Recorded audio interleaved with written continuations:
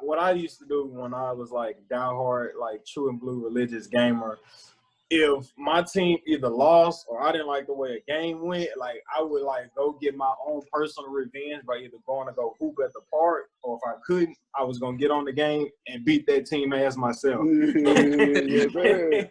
That's how you gotta do it. All right, so I'm gonna get that frustration out one way or another. So I wonder how many Laker fans after Game 3, after the Heat lost, I wonder how many Laker fans probably like actually like went to their Xbox One or their PS4 and kind of like took their frustration out. Who probably wanted a sweep, maybe, possibly. I was extremely pissed off when they lost.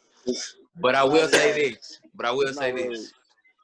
It made for a better experience for the casual viewer, right? Who just automatically dismisses the NBA anyway because America is still heavily dominated by football and NFL on Sundays and everything like that. But I will say that number is actually kind of coming down, and basketball is making a surge. But I believe when COVID hit, that did kind of halt back that progression. But definitely a surge nonetheless, man. A huge surge nonetheless. Darnell, how did you stop laughing today? It's just Darnell, bro, how you feel about well, right now, for everybody watching, again, we get to watch the game live as we're doing the podcast. So the Lakers are currently up 144 left in the third. Lakers up 71-66. Before we get to that, Jimmy Buckets, 40-point triple-double. His first, I want to say that was his first triple-double in the playoffs his entire career. How did you feel about that performance? And right now, 71-67 is kind of close. How do you feel about the finals so far, with the Lakers being up 2-1? And I know a lot of people probably thought, they still the fourth quarter to go, so maybe the Lakers, they may pull away. I know a lot of people expected the Lakers to come in and just wash them out for game 4, and that's not been the case so far. So, Darnell, how do you feel about the Miami Heat and how they've been playing? They've been playing good, but that's nothing different with the same teams that the Lakers been playing, bro. To be honest, all of them wish well. They all have the right attitude to go beat them, but shoot, man, they on a mission, bro, and it's an unstoppable mission at this point. I've picked a couple teams against them, not the Rockets, but yeah, man, it's looking like the Lakers want this better than anybody I've ever seen in a while. Can't say ever, but in a while. I've never seen a team just on a mission like this to where they don't even win like other teams. So that loss was humanity, bringing them back to human status to a certain extent, if anything. Like, they've proven to me already, like, nah, they on a mission. But the Heat, I still can't say that they're going to just tuck their tails and die. That's one thing they won't do. But I do see the Lakers just not really being blemished by it. And 4-1, 4-2. Also an added note before y'all go. Also an added note. Bam is back too, and he's back too. So he's back for game 4. So yeah, I just wanted to throw that added note in. That's nice, but a bruised up Bam ain't good enough against a fully equipped AD and a fully equipped LeBron. That's a target now, in my opinion. It turns to an automatic target. So do what you will with that. I think a fun fact for the Lakers throughout these playoffs, they've only lost 1 game per series. Fun fact. Mm-hmm. So I'm foreseeing another gentleman's sweep. Daisies, Darnell. Definitely I see it. 4-1. I just think the culmination of, Kobe Bryant's tragic death, man, rest in peace. Mm-hmm. Young legend, man, tell me. I just think the culmination of him passing away and then LeBron doing unprecedented things within his 17th season, very Magic Johnson-esque. And I don't even want to call it Magic Johnson-esque because LeBron he's a beast and an animal of his own, caliber. I definitely don't want to compare him, but he definitely has a lot of magic in his game. And the only reason I made that comparison, obviously, they both, point guards, both play for the Lakers, but also both of them had, deep runs well into, what was considered past the prime of their careers, all because of the skill set, that they possess. So I just think, man, with the transcendent talent of Anthony Davis, accompanying that with, LeBron James' high IQ, along with Rajon Rondo's IQ as well. And a lot of people have been sleeping on that as well. Rajon Rondo off the bench has been a great quarterback for them on that second unit, and he gets starters minutes with the first unit as well. Frank Vogel does a good job as far as mixing up those lineups. But come on, man, Lake showing 5, man, this shit ain't. Real quick before you go, Sedacious. Obviously everybody has their own podcast. Everybody has their own talk shows and opinions, and people are paid fans.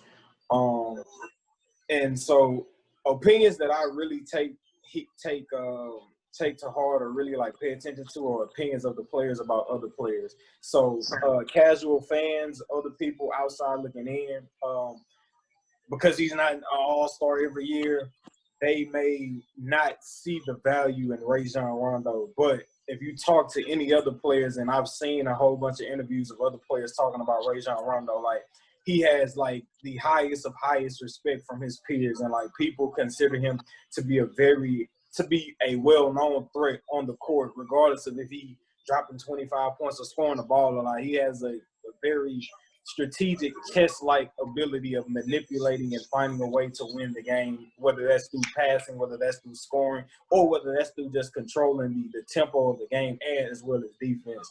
And real quick about Bam, I know Bam is beat up, but what doesn't look too bad to beat up is being 5 or 7 from the field with 13 points and 6 rebounds. And not enough. You got to be great. Third quarter, and the Lakers only up 73-70. So I'm just trying to play devil's advocate, for those Heat fans out there. But yeah, 74. 70 now. Yeah, you said 73, 74, 70 now. And to the casual fan might not know this. Eric Spoelstra had more to do with those 2 championships in Miami than a lot of people would be led, to believe. Ooh. Oh yes, LeBron James promised I career. thought you was going to say LeBron. I get that, but what people are starting to see is that Eric Spoelstra has a great NBA mind and can really calculate it, can put together a game plan in order for his team to be successful throughout the playoffs, and he's proven that. And this is no D Wade. I don't got a prime D Wade. I don't have a Shaq on my team to ride his coattail. I don't have, a LeBron James in his prime. I don't have Chris Bosh, who's also a future Hall of Famer. So keep in mind, this man has coached 4 future Hall of Famers. 5, counting Ray Allen, but we ain't gonna talk too much about him. But yeah, man, the coaching has been better than people, have been led to believe, and I think that's what we kind of seeing unfold right now with the competitiveness and the closeness of this game.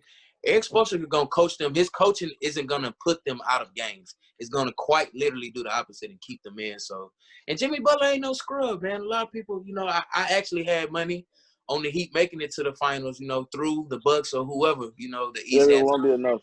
It just won't be enough. They won't win this finals, but I had them get it, so. Yeah. No. Shout out to the Heat, man. They got that formidable opponent. They still got you paid. Yeah. Like, come on, like, the Miami Heat are no better than the Denver Nuggets to me. I'm sorry.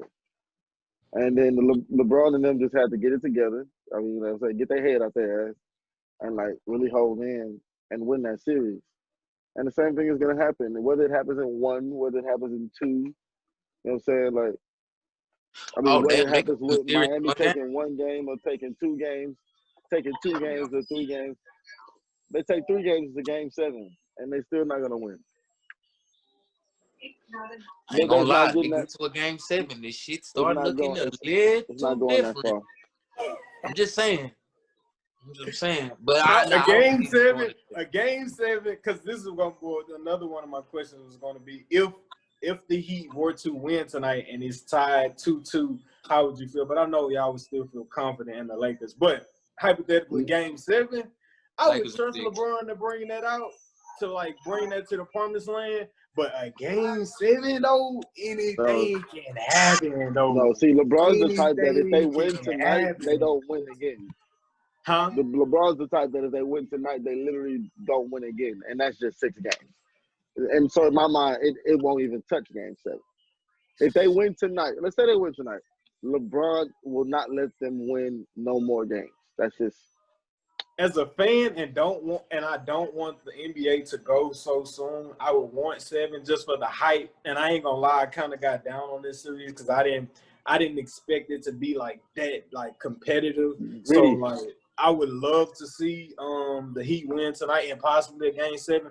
But something I was thinking about today that I really wish would be able to happen for the Heat, not necessarily for the Lakers too, when you talk about, like that coach, like them playing and them being on a mission and, trying to win strong for Kobe, is like I really wish like Heat Nation, because I don't know if they gonna get back next year just like that.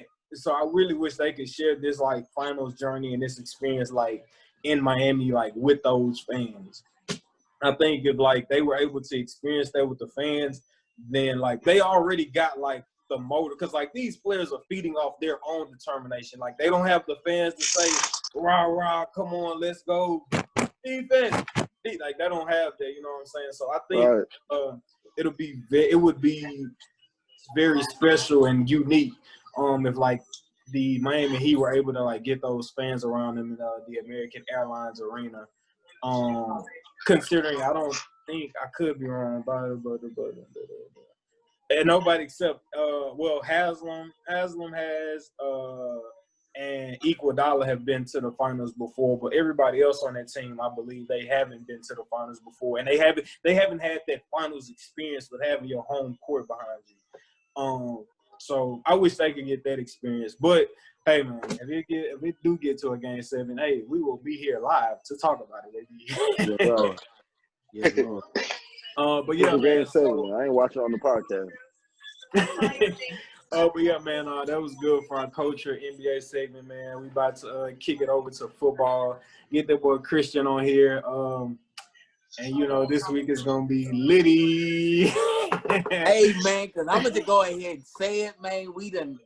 The wicked witch of the East is gone, man. We done got it out of here, man. Wicked witch of the AFC South. It's beautiful things going on in Houston, Texas.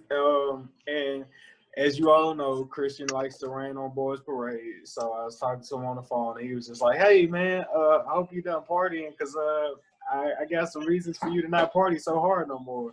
So we'll figure that all out in a few minutes when we get Christian on here. So stay tuned. Appreciate y'all tuning in thus far. And we're about to get to this NFL segment.